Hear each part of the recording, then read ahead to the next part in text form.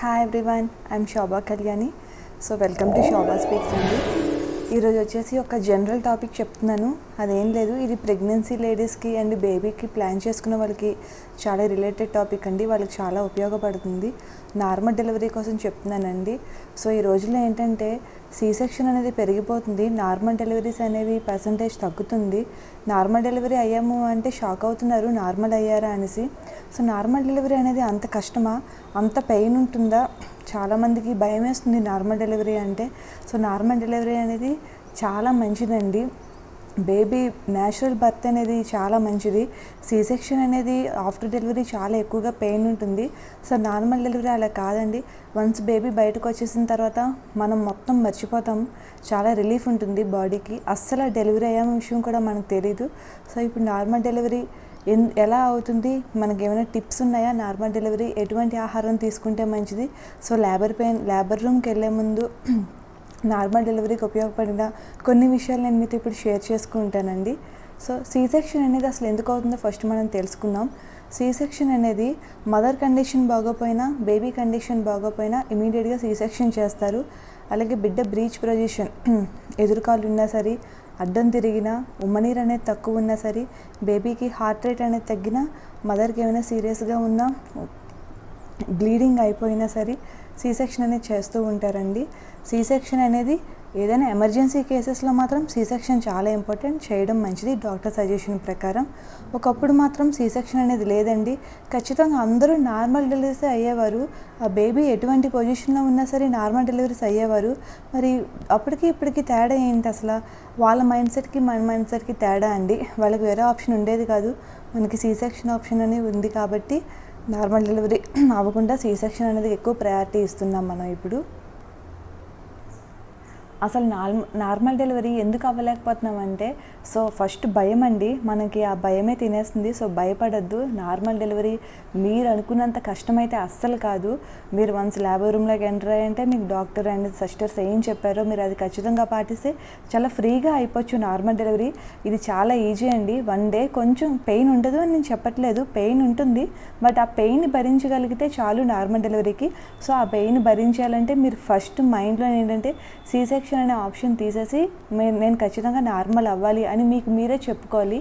So మంచి ఆహారం తీసుకోవాలి. మానసిక ఒత్తిడి అనేది ఉండకూడదండి. ఎవరైనా సరే టెన్షన్ పెట్టడం, నార్మల్ డెలివరీ ఇలాంటి మాటలైతే అస్సలు వినద్దు. మీరు యూట్యూబ్లో చక్కగా నార్మల్ డెలివరీ చూడొచ్చు కూడా, మీకు అంత ధైర్యం ఉంటే. సో అది కూడా మీకు హెల్ప్ అవుతుంది. సో నార్మల్ డెలివరీ అనేది మంచిది, హెల్త్కి చాలా మంచిదండి. మోస్ట్లీ మీరు దానికే ప్రిఫరెన్స్ ఇవ్వండి. మీకు అవ్వలేదు అనుకుంటే మాత్రం అది పర్వాలేదు, సీ సెక్షన్ అనేది అభ్యంతరం లేకుండా చేసేసుకోవచ్చు. బట్ అవ్వే అవకాశం ఉంది అంటే మాత్రం నార్మల్ డెలివరీ అనేది మాత్రం అస్సలు వదులుకోవద్దు. సో ట్రై చేయండి వీలైనంత వరకు. మీకు మంచిది, మీ బేబీకి మంచిదే నార్మల్ డెలివరీ అనేది. సో ఇప్పుడు నార్మల్ డెలివరీ అవ్వడానికి ఏం చేయాలి? అసలు మెయిన్ మంచి ఫుడ్ అండి. టైంకి ఫుడ్ తీసుకోండి, డాక్టర్ ఇచ్చిన మెడిసిన్ తీసుకోండి. మానసిక ఒత్తిడి అస్సలు ఉండకూడదు. నార్మల్ డెలివరీ ఎక్కువ ఎందుకు అయ్యేవారంటండి, వాళ్ళ పని వాళ్ళు చేసుకునేవారు, ఇంట్లో అందరికీ వండి పెట్టేవారు, వాళ్ళ పని వాళ్ళు చేసుకునేవారు. అసలు వాళ్ళు మెంటల్గా చాలా స్ట్రాంగ్గా ఉండేవారండి. సో ఇప్పుడు అలా కాదు. మనకి ప్రెగ్నెంట్ అనగానే చేయడానికి చాలా మంది ఉంటారు, ఇంట్లో పని వాళ్ళు ఉంటారు. సో మన పని మనం చాలా తక్కువ చేసుకుంటాం. అలా కాదు, వీలైనంత వరకు మనం పని మనం చేసుకుందామండి. లేదు మన డాక్టర్ మాత్రం బెడ్ రెస్ట్ అయినా ఇస్తే మాత్రం ఖచ్చితంగా వాళ్ళు మీ పని చేసుకోవద్దు. మీకు ఖచ్చితంగా ఎవరైనా హెల్ప్ తీసుకోవడం చాలా మంచిది. ప్రెగ్నెన్సీ యోగా ఉంటుంది, బ్రీతింగ్ ఎక్సర్సైజ్ ఉంటుందండి. ఇవన్నీ కూడా మీకు బయటన దొరకకపోతే యూట్యూబ్లో చూసి మీరు నేర్చుకోవచ్చు అవన్నీ కూడా. సో ఇవన్నీ కాదు, మీ ఇంట్లో హ్యాపీగా మీరు పని కూడా చేసేసుకోవచ్చు. మీ పని చేసుకోవచ్చు, మీ ఇంట్లో పని చేసుకోవచ్చు, మీరు హ్యాపీగా ఉంటారు అప్పుడు. సో మీకు 7th మంత్ వచ్చింది అంటే వాకింగ్ స్టార్ట్ చేయండి. ఒక 30 minutes అయితే ఖచ్చితంగా వాకింగ్ చేస్తూ ఏమవుతుందంటే బేబీ చాలా ఫ్రీ అవుతుంది, మూవ్ అవుతుంది. సో మీకు కూడా బాగా కిక్స్ అనేవి బాగా తెలుస్తూ ఉంటాయి. 7th మంత్ నుంచి కూడా మీరు అబ్జర్వ్ చేస్తూ ఉంటుంది. కిక్స్ అనేది చాలా ఎక్కువ తెలియాలండి. అలాగే మీకు 9th మంత్ అలా వచ్చేటప్పటికి కిక్స్ అనేవి ఒక 15 డైలీ ఒక 15 times అలా తెలిస్తే సరిపోతుంది. సో కొంచెం కిక్స్ తగ్గాయి అనుకుంటే మీరు ఖచ్చితంగా డాక్టర్ని ఒకసారి కన్సల్ట్ చేసుకోండి. సో మంచి ఫుడ్ తీసుకోండి, హ్యాపీగా ఉండండి, టైంకి ఫుడ్ తీసుకోండి, హ్యాపీగా పని చేయండి, బాడీని కొంచెం స్ట్రెయిన్ చేయండి. వెయిట్స్ అసలు ఎక్కువగా లిఫ్ట్ చేయొద్దండి. బిందులు లిఫ్ట్ చేయడాలు, బరువులు అవి ఎక్కువగా ఎత్తద్దు. సో అది కాకుండా ఈ టిప్స్ అన్నీ తీసుకుంటే నార్మల్ అనేది చాలా చాలా ఈజీ అండి. మీరు అసలు భయపడద్దు. నార్మల్ డెలివరీ ఎంతో అవకాశం ఉంటుంది. అవకాశం లేకపోతే మనం ఏమీ చేయలేము. బట్ అవకాశం ఉన్నప్పుడు మాత్రం అస్సలు వదులుకోదు. నార్మల్ డెలివరీ అయితే అంత భయం అయితే అస్సలు కాదు. మీరు నార్మల్ డెలివరీ అవ్వడానికి కొంచెం మీకు మీరే ప్రిపేర్ చేసుకోండి. ఓకే, ఐఎమ్ ఫిట్ అని అనుకోండి నార్మల్ డెలివరీకి ఫస్ట్ నుంచి కూడా. సో మీరు ఈజీగా నార్మల్ డెలివరీ అయిపోతారండి. ప్రెగ్నెన్సీ లేడీస్ అనగానే ఇవి తినకూడదు, అవి తినచ్చు, చాలా డౌట్స్ ఉంటాయి మనకి. అవేం లేదండి. కొన్ని రిస్ట్రిక్షన్స్ ఉంటాయి ఫుడ్కి. అవేంటంటే ఏం కాదు, నువ్వులు తీసుకోవద్దు, అలాగే దాల్చిన చెక్క తీసుకోవద్దు, పప్పాయ తీసుకోవద్దు, పైనాపిల్ తీసుకోవద్దు. ఇవి తప్పితే మీరు మిగతా ఫుడ్ అంతా కూడా తీసుకోవచ్చు.